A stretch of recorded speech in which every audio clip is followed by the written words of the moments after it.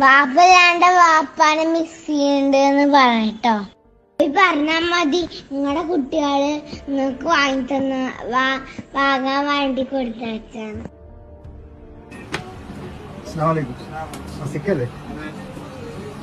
Wedding anniversary ആയിട്ട് മക്കള് വന്നാണ്. സർപ്രൈസ് ആയോ? പ്രതീക്ഷിച്ചോ? ഇല്ല.